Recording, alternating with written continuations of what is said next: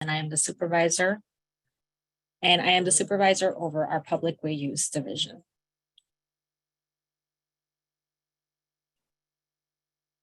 So with our outdoor dining sidewalk cafe program, it's part of the City of Chicago's outdoor dining program that's reimaging our outdoor dining spaces across the city.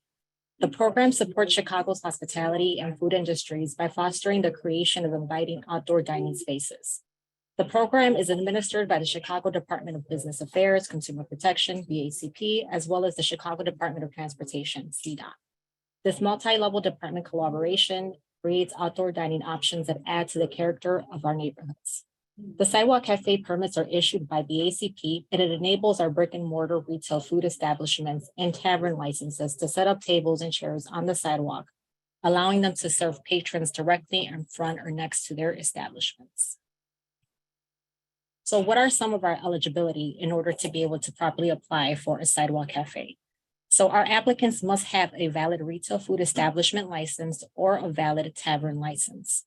All of our applicants that are intended to serve liquor at our sidewalk cafes must also have a valid liquor license pursuant to our municipal code, chapter 4-60, as well as our liquor liability insurance / dram shop insurance for sidewalk cafe rules and our regulations.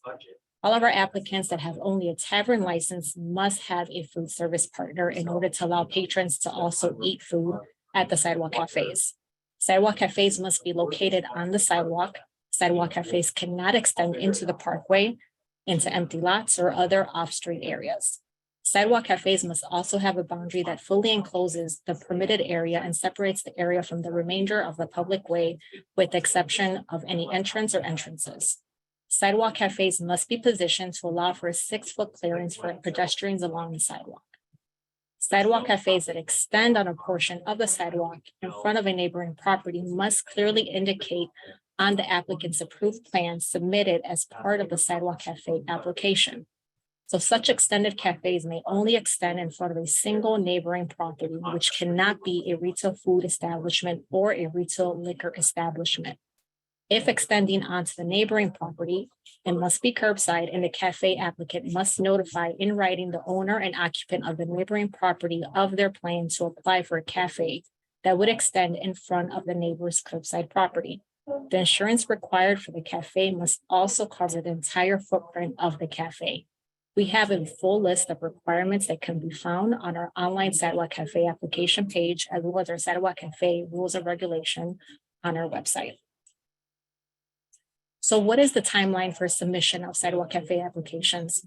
So all applications have to be submitted via our online portal, and our sidewalk cafe applications must submit proof of the following requirements. So if it's a retail food establishment license, we're going to need to see a copy of the retail food license. If it's a tavern that's applying for a sidewalk cafe, we're going to need them to upload a copy of their tavern license. We also are going to need associated insurance documents with the endorsement page. And if this is a tavern that's applying for a sidewalk cafe, we're also going to need them to upload their dram shop insurance for alcohol consumption. A plan of the proposed sidewalk cafe with measurements has to be clearly indicated on the plan that's uploaded, as well as a photo of the sidewalk area that is to be occupied. For cafes extending in front of a neighboring property on the property, the applicant will need to submit a written notice to their neighboring neighbor, letting them know of their intent to have a sidewalk cafe in front of their property. After the application has been approved, the applicants will be directed to pay via the portal. Upon payment, BACP will notify the applicant electronically that the permit has been approved. The permit itself and the approved plan must be printed and displayed on the exterior wall or window of the main entrance of the establishment during all hours of operation. One note to consider is that sidewalk cafe applications are turned around rather quickly once the applicant uploads all of the required documents. If documents are missing or incomplete, the application is considered incomplete and will not be ready for our review. So to continue with our application process, in order to begin the application process, you will need to visit our City of Chicago IPI webpage. This is a new web portal that provides the efficiency and effectiveness of public way use permitting, allowing applicants and existing permittees to apply for new permits, renew existing ones, and pay any outstanding fees. If they have not created an account, An account will need to be created in order to begin the application process. And then you're always able to check online to see exactly in what milestone the application is currently at. A complete application is considered when the applicant provides all of their information, provides us with all our public way use information that includes the location of the area, photographs, plans, diagrams. Of course, it has the proper dimensions as well as the general liability insurance with the proper liability limit amounts, and noting that the city of Chicago is additionally insured. So once the application is submitted, a complete once application is submitted, then it's considered ready for intake review with BACP. So once then it's submitted to us, it's referred to the appropriate inspecting departments for their approval. The system itself will cancel out any applications after 60 days of inactivity on the user's end. At this point, the application cannot be reopened and the applicant will need to submit a brand new application. So some special considerations to kind of take note when it comes to our Sidewalk Cafe applications is that all Sidewalk Cafe applications have a 12-month term and must be applied for and issued every single year. All of our Sidewalk Cafe seasons begin from March 1st and end on the last day of February. The annual non-refundable Sidewalk Cafe permit fee varies depending on the size and location of the Sidewalk Cafe. However, the minimum Sidewalk Cafe fee is $600. If a business already has an active Sidewalk Cafe permit and is interested in applying to extend over to neighboring business, they will need to submit a brand new application for the extension. Of course, if there's any outstanding city debt or account holds, that will need to be taken care of in order for us to be able to issue the permit. Thank you all for your time, and I'll pass it over to Brian. Thank you, Linda. Brian, are you, you should be able to share your screen.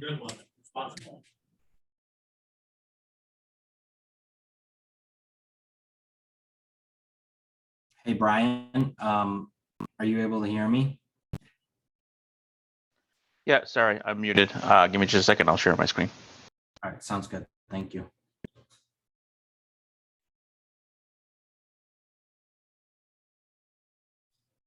I'll just use this time as a reminder for our participants. You are able to share questions in the chat box and in the Q&A. Also, this webinar is being recorded and will be available at youtube.com/ChicagoBACP. Usually is up within 24 to 48 hours after the webinar ends.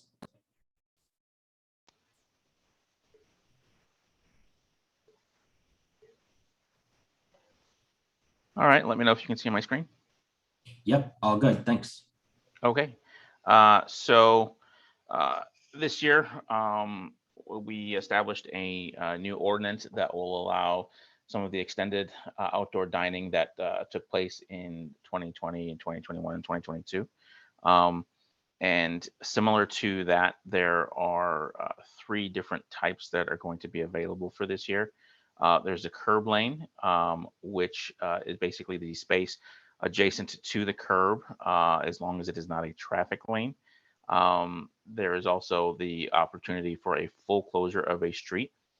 And then there's also the opportunity to utilize a portion of your private property. There are general requirements for any of the permits. As with the sidewalk cafes, all the applicants must have a valid food service and or tavern license or liquor license before they apply. All applicants for outdoor dining must also provide a certificate of insurance indemnifying the city, adding us as both additional insured and certificate holder. And then similar to sidewalk cafes, you have to provide a detailed site plan, and you must also note that you are responsible for any traffic control devices or signage that is going to be needed in association with your outdoor dining area. And then as the applicant, you're also responsible for maintaining the cleanliness of the site during the operation. It's important to note that this program is seasonal, with dining up being allowed between May 1st and going through October 31st. The dining area must be removed during the off season. And I noticed a couple applications asking to go as late as 2 a.m. where their liquor license expired. These will not be allowed to go that late. They must all be closed by 10 p.m.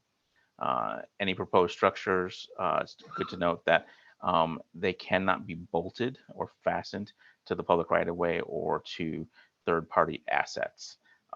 They must be secured to your own uh, facilities, or they must be secured to something that is not permanent.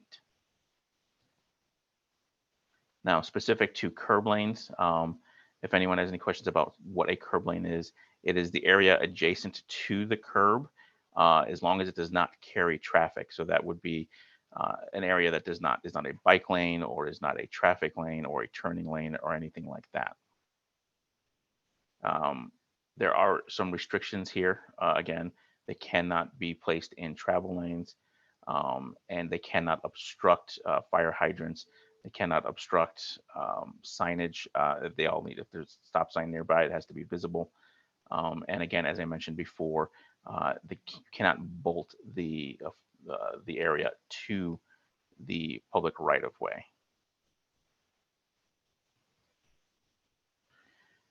For full street closures, as with the previous program, you have to have a minimum of 3 participating establishments, and at least half of them have to have a food service license.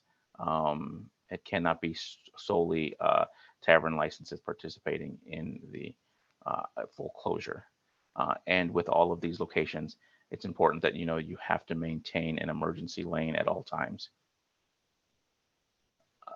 It's also important to know that you cannot restrict cyclist access or pedestrian access with your closure. You can restrict, obviously, motorized vehicles, but not cyclists or pedestrians. And also, your layout has to make sure that fire hydrants are always accessible in the case of emergency.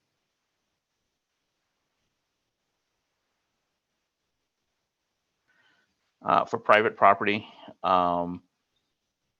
again, you have to have a valid food service license, and private property outdoor dining will only be considered if the applicant had a permit in 2022 that was taking place on their private property, such as a parking lot. If you have any questions, we can go over them now, or you can email them to c.permitsupport@cityofchicago.org. Thank you very much, Brian.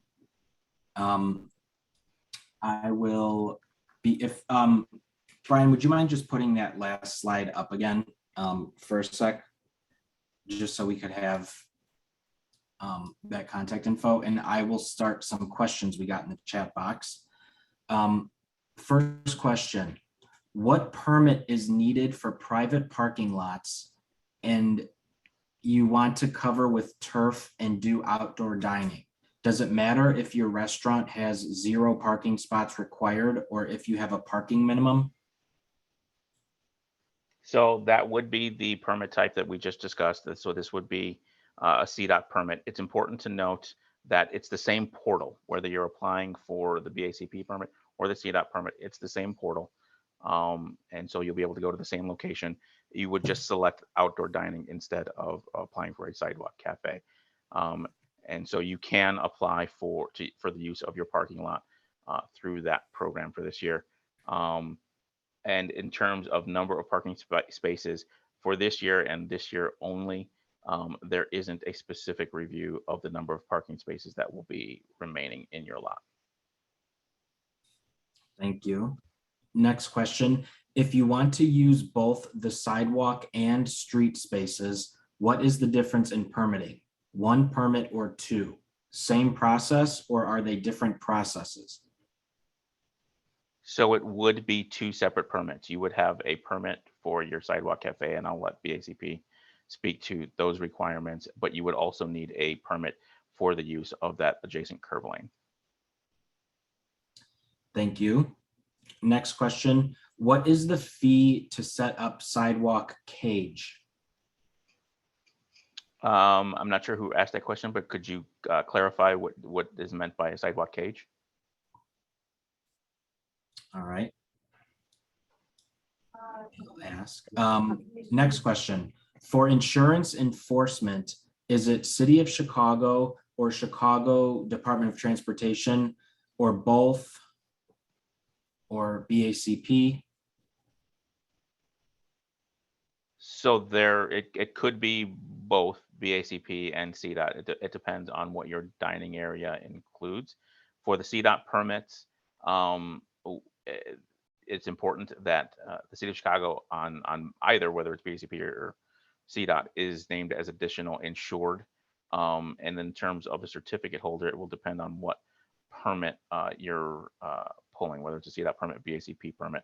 And I'll leave it to BACP if they want to provide more detail on what they want to see on the COI. And a quick follow-up to that, how much do the permits cost?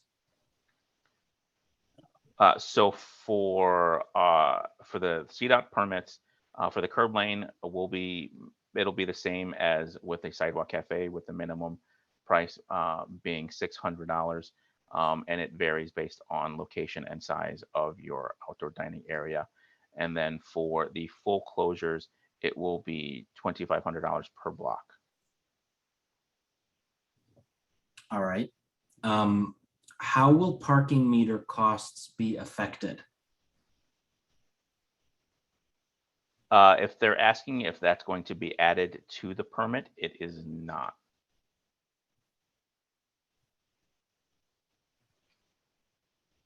Okay. If that doesn't suffice, I'll just ask that person to follow up with more info. Next question. Can you extend outdoor dining curb lane in front of neighboring property? At the moment, we can look at that, but that's not something that we're anticipating doing right now. Thank you. Next question. If you have a private lot, what do you need to do to get it designated for dining? So you would go to the permitting portal and you would apply for an outdoor dining permit, and you would note within the permit that it would be on your private property. Okay. Thank you. What permit is required for a garage on site in which they want to use the garage for food and liquor sales?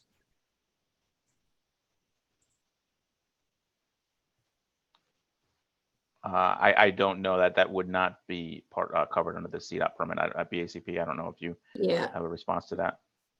Amanda Weiland with BACP. A garage isn't going to be covered by this outdoor dining permit. It sounds like you would need a more permanent option. Either if you're looking to serve liquor, you will probably need an outdoor patio license of some sort, or if it's a fully enclosed garage, it might just be an expansion of your existing license. I would recommend that you contact one of the hospitality business consultants at BACP. We're on the 8th floor of City Hall, and you're welcome to come in and meet with someone at any time. Thank you, Amanda. I also just dropped that info in the chat. Next question. Can you repeat, what is the fee for the extended outdoor dining on the street? If it is a curb lane, the permits begin at $600, and they may go up from there depending on the size and location of your outdoor dining area. For full closures, it is $2,500 per block, with that fee escalating if you're in the central business district. Thank you. A quick reminder, this webinar is being recorded and will be available at youtube.com/ChicagoBACP. That includes the 2 presentations and this Q&A portion. youtube.com/ChicagoBACP. Next question. What specifically should the COI say, and how many different COIs are needed for extended outdoor dining on the street?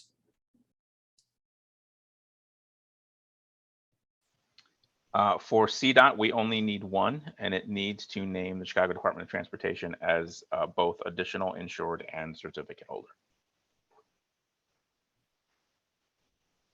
Thank you.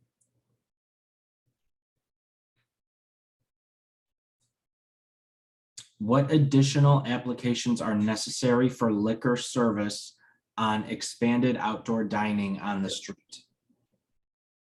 At this time, you don't have to do any additional liquor applications. So if you are someone who participated in this program in 2020, 2021, or 2022, during that time, you were asked to fill out special event liquor applications for both the city and the state.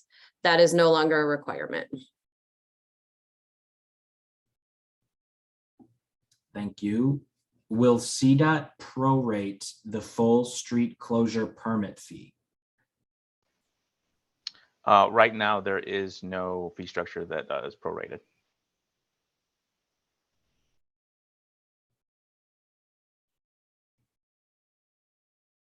Somebody says, next question, somebody says, we've been waiting on CPD to sign off on our outdoor dining permit. The other 3 entities have signed off. Is there a contact that we can reach out to at CPD? I'm assuming. A reminder was sent out today to alert CPD to any outstanding reviews that they need to complete. Okay.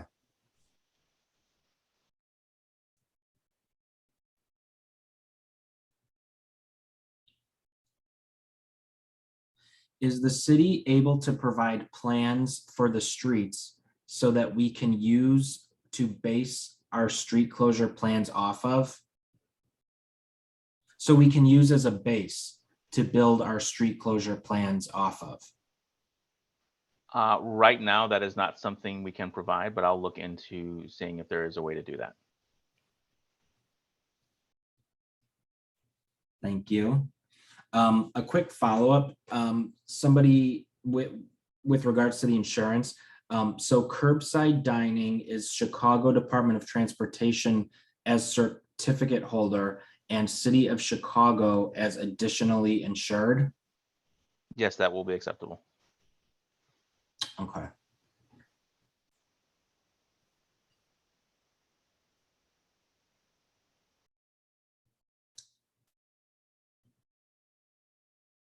Somebody has a question. Do I need a permit for wireless speakers?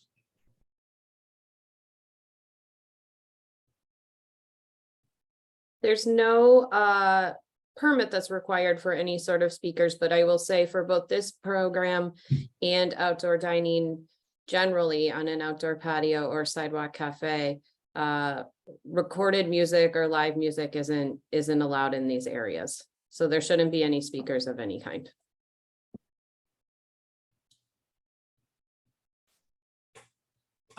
And then a follow-up from before. So the full street closure fee is for the street closure, aka like the full block, not just per restaurant, correct? Correct. It is for the application itself. It is not per restaurant. That's a total, regardless of the number of participating restaurants. Okay. And I wonder if with this question, Brian, if it is part of one of the PowerPoints, if you can put it up. But if it's not, then no worries. So I'm confused about the private lot dining. If you never had your lot for outdoor dining in the past, you can apply under the outdoor dining on private lot, or do you need to do a zoning application? What was the 2022 thing all about? Or the 2022 only thing about? So we'll only be issuing permits for use of private property if the applicant had a outdoor dining permit in 2022. If you have not participated in 2022, you cannot participate for the first time on your private property with this program. And I would just follow up to add, if you want to do outdoor dining on private property and you did not participate in this program back in 2022, you can come down to BACP and review what your options are. We may have options for you if you are food only, or if you also have a corresponding liquor license, but you are correct that it would be a permanent application, which would subject you to full zoning review before we could issue any license for that outdoor area.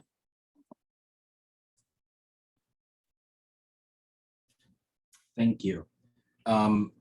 Next question, what is the extent of aldermanic say over whether a permit is issued or not?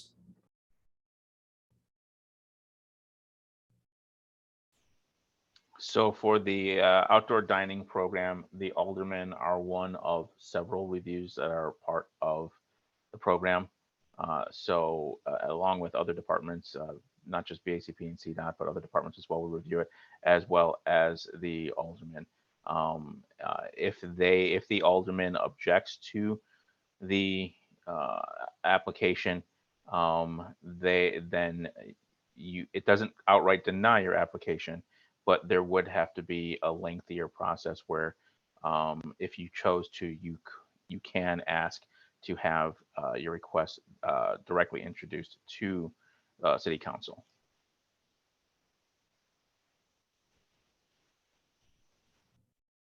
Thank you. Next question, do we know who is responsible for parking meter fees if they are not absorbed into the permit costs?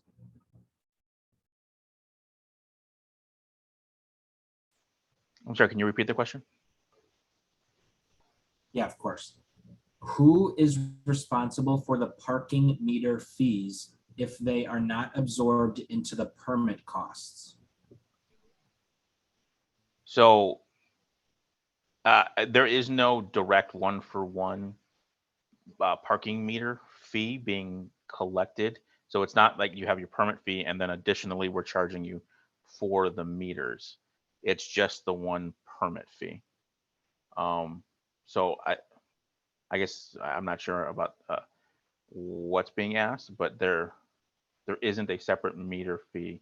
It's just the fees that are being collected are that's all we're collecting. It's not, there is no secondary fee that the applicant or somebody else is going to have to cover. Okay. And then we have a question about, will you be sending out answers via email to any questions that were unable to be answered, specifically regarding plans or surveys that city can provide for street closures? I'll take this. I would use the two, there's two emails in the chat box. One I'm putting right now. This is Brian's from his PowerPoint. And then Amanda, if you can hear me, I'd ask, can you put like the general, if you guys have like a liquor licensing email, and Linda, if there's a general email for just kind of small business center questions, I'll put those in, as well as the phone number to the small business center, which is where you can either call or come in. A lot of questions are able to be answered there. But for that specific one, Stephanie, I would maybe email the CDOT one that I put in the chat.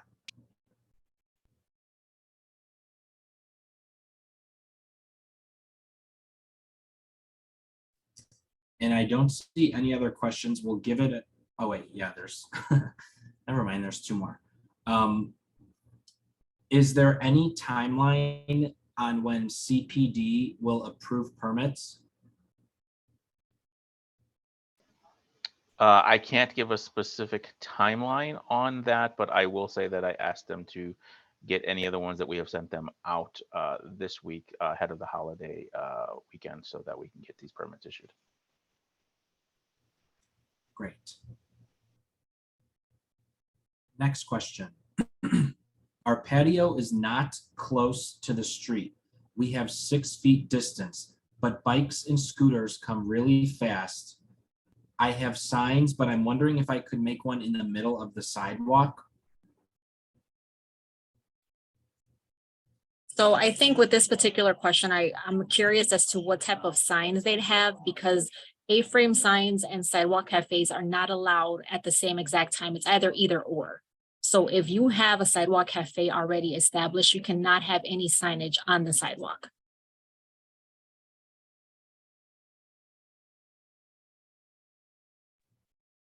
Thank you, Linda.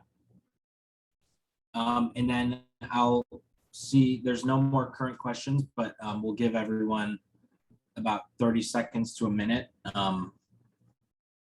to ask their last questions or follow-ups.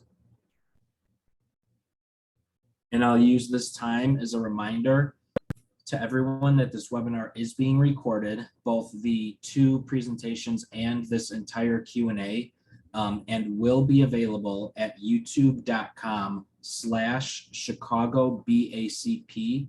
Give that about 48 hours, and that will be on the YouTube page.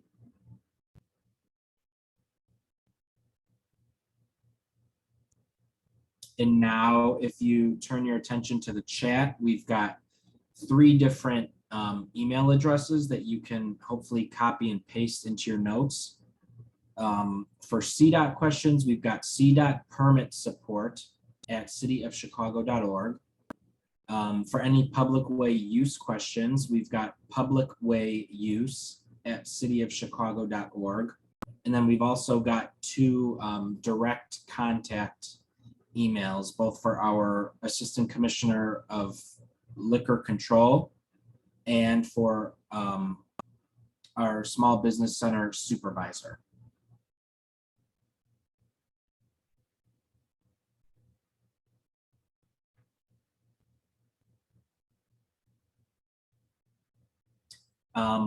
One final question, it looks like, if application is complete, what are the reasons it would not be approved? Anything we could do to endorse application? There could be a number of things. If you want, I would email your specific application number to the email address there, the CDOT permit support email address, because I don't want to just take a shotgun approach here. I'd rather be able to let you know what specifically is outstanding for your application. Yeah, sounds good. Okay, I think that's it. Oh wait, could you post those last 2 emails? Yeah, I'm gonna quickly put all the emails one more time in the chat.